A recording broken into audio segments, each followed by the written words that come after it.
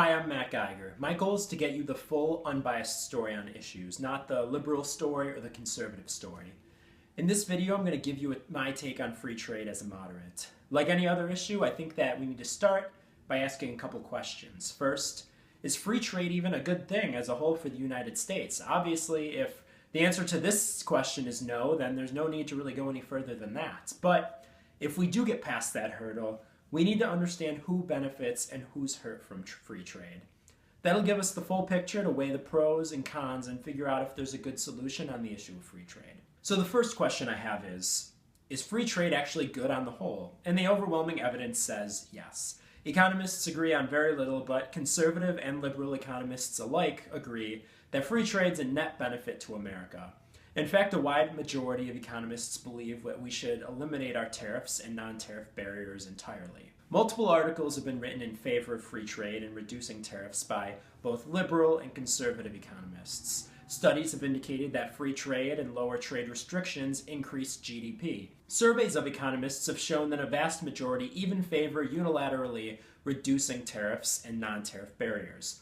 All this leads me to conclude that free trade does increase the size of the total economic pie. But who's getting the largest slices of this pie? And are there people who end up with less pie?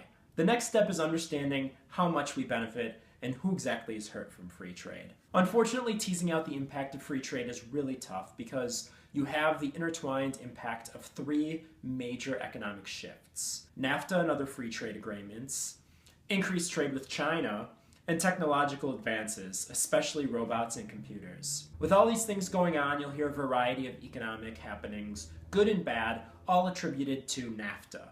Most of this just muddies the truth. Consumers have benefited significantly from international trade in the form of lower prices and increased variety of goods. U.S. businesses have benefited also, especially with an increased ability to compete with China through cheaper labor in Mexico. But that alludes to the most important issue. Even though the net impact of free trade is positive, there are losers, and those losses are really concentrated.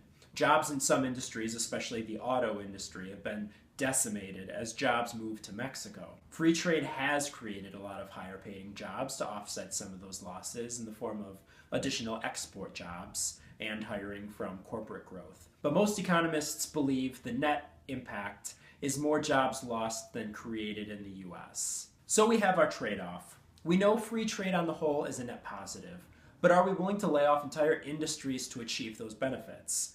That's just a really tough trade-off to make, but I think there are ways to make the trade-off a lot more palatable. If we had the systems in place to help workers in industries specifically hurt by free trade, I would be comfortable making that trade-off. In fact, I think we have an obligation to help the workers who are directly impacted because of America's free trade policy. And that means providing the training to find jobs in new industries, maybe even those that were expanded in the US as a result of free trade. Right now, there are a whole mess of different training programs, 47 of them in total, spending $18 billion per year. For some perspective, that's over $2,400 for every single unemployed person every year. The problem is the federal jobs training programs don't even work well for all that money.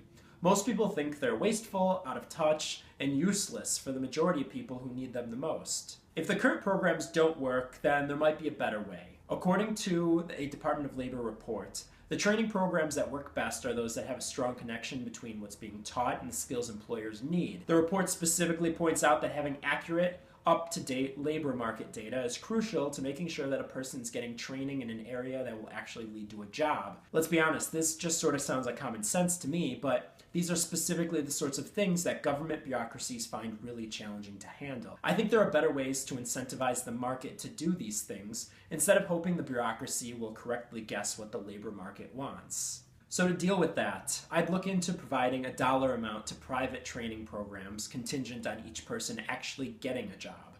In other words, pay for placement. If you pay only for job placement, it'll make the training program laser focused on making sure it's teaching a skill that can directly apply to a job.